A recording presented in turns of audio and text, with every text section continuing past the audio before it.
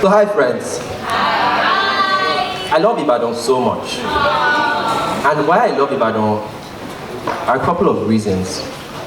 The first of them is not just because Ibadan holds some of Nigeria's richest political histories, but also because I got to launch my legal career here in Ibadan.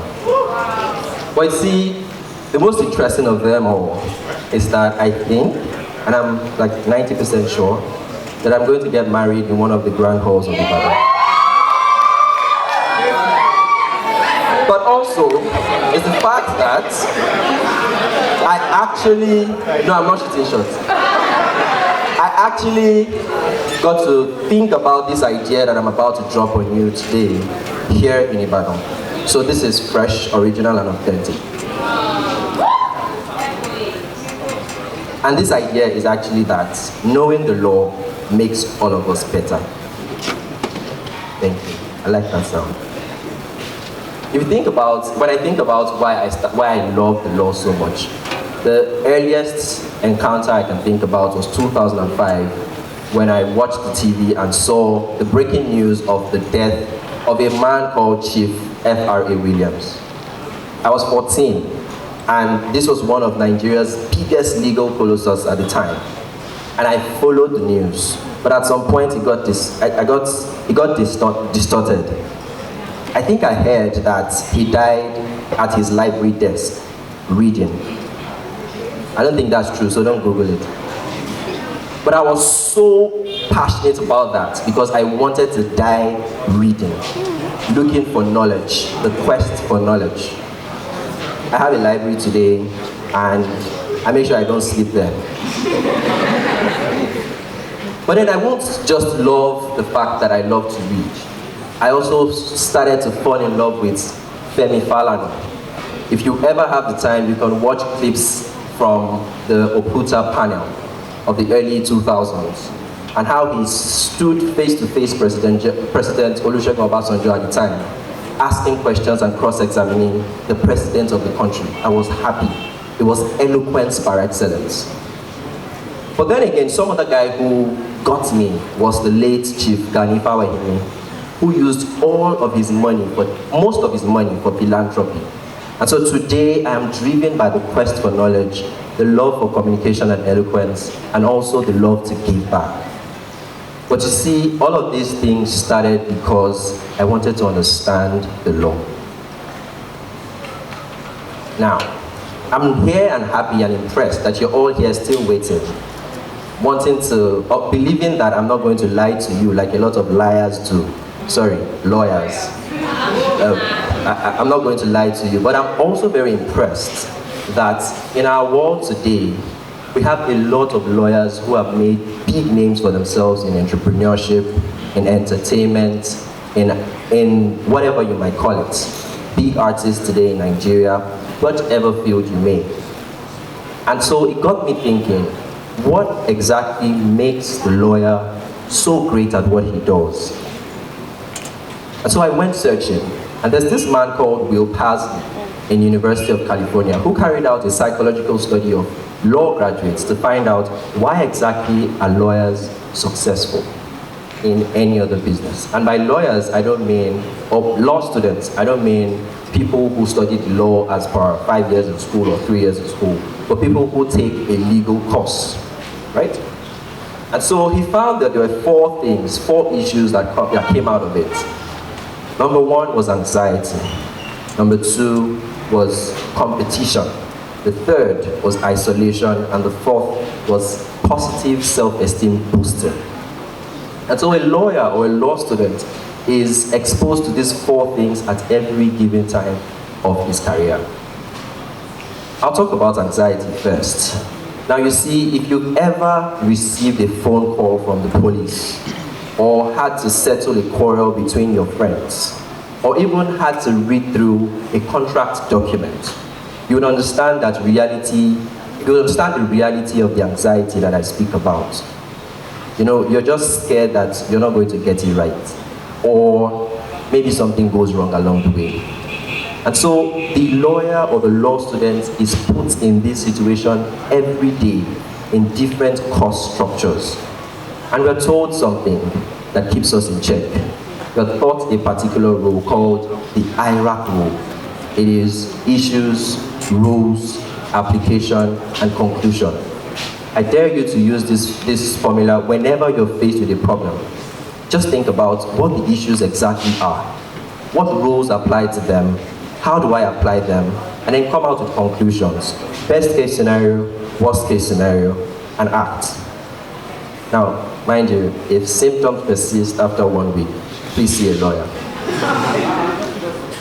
The next thing is competition. And so we know that as law students, we are always in contest with ourselves, always trying to outsmart the next person, either for the GPA or to shoot your shot.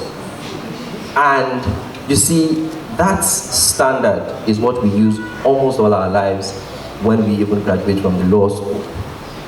But very importantly, we must understand let's put it in perspective. So the game is life. The tool is the language, because every lawyer should know how to speak good language. But then we have a cheat code, and the cheat code is knowing the law. Because you see that every time a lawyer comes into the game, there's a different touch. And so in our 60% plus youthful population in Nigeria and even Africa, there is always the search for the competitive advantage. What do you possess that the next person does not? And so when you think about it that way, you find that knowing the law actually separates you from others. And so we lead this to isolation. You see, almost all of the law students' life is lived in isolation. I went to a school where our campus was different from the rest of the campus. So whenever we came to the main campus, it was like, oh, who are these guys? And so we lived that life all through in total segregation and, just distinguished from every other person in our white and black. But people didn't know that in that isolation, we found a lot of things. You think, you ruminate on knowledge, and you understand. And so at some point, you become a judge. And the judge doesn't even attend a lot of weddings, no social events. He is a social recluse, because he has to stand in that place of authority that the society has put him in. And so in that space, he finds something great, knowledge. And all of these things put together make you become something. Makes you have a positive self-esteem at every given time. It's almost like almost everybody on the university community just has a beef for lawyers or law students, right? And we are proud about it because you think we are proud. So it's a borrowed pride, right? But we keep it and we use that in our lives. And so whenever we put ourselves in any other situation, we have come out of just, the regular law student to becoming a graduate. We understand how to be calm in the face of anxiety. We understand what to look for to give us the competitive edge. We are usually not afraid of not being the only ones. And we have that self-esteem that keeps us in check. And so we become the best guys that you could ever get. Now you think that I'm here to make a case for law students and lawyers, but just take a step back. Let us understand what I mean by lawyer. So on this stage, we have established that we look at Google for a lot of things. So if you go on to Google lawyer meaning, you'll find this: a person who practices or studies the law, leave the rest. Don't go on. Right. Now I want us to dwell on studies the law, right? To study actually is to gather some pieces of information to understand them. And then the law is actually a couple or set of body of rules and regulations that govern a thing, person, or community. So it means that at every given point where you gather information about a set of rules, body of regulations, and try to understand them, you're actually practicing the law according to Google. Yeah. And so those are kind of lawyers or law students I'm talking about. People who dare to know something about the law. People people who do not necessarily have to go through the 6-year curriculum in the university or wherever to understand all the legal principles, but just sit down to understand the law as affects them in their sphere of influence.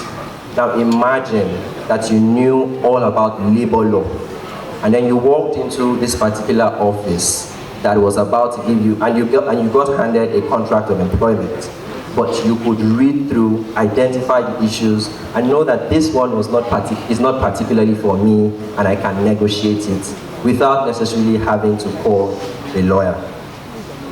A friend of mine who recently, I caught up with a friend of mine recently, and she's telling me about how she was able to register her company herself without the need for a lawyer. That's possible now if you did not know.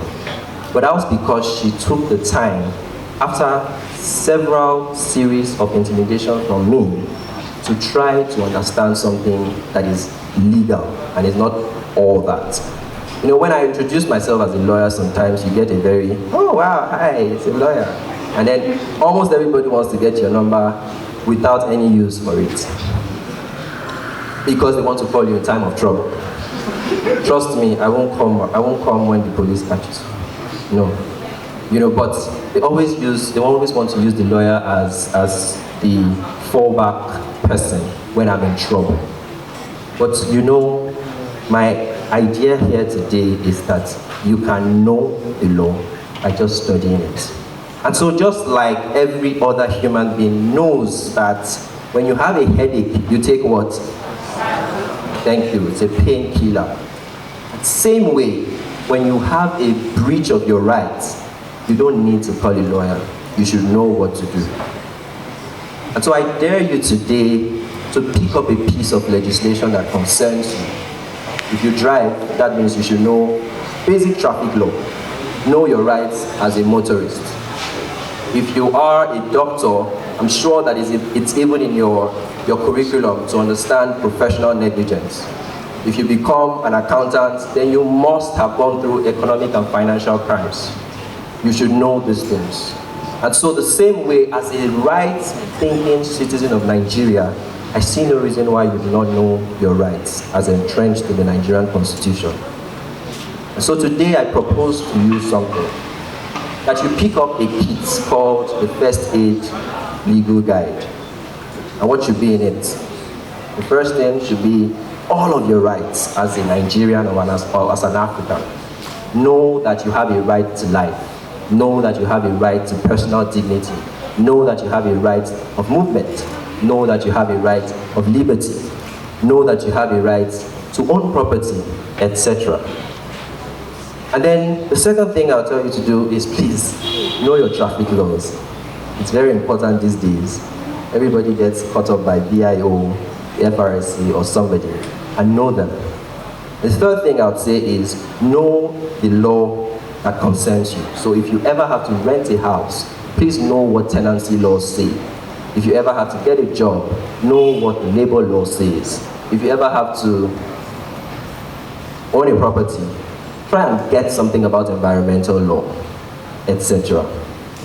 And then the last piece of legislation or law that I want you to know, last part of law I want you to know, is something called the law of torts. Now the law of torts helps you to understand when your rights have been breached, what remedy you have. So if somebody is shouting at you, of course the person has a right of speech, but he has breached your own right of enjoying your peace and quiet, and you should understand what next actions to take. And then you call the lawyer. The same way, when you have a headache and you take Panadol, it doesn't work, you go to the doctor.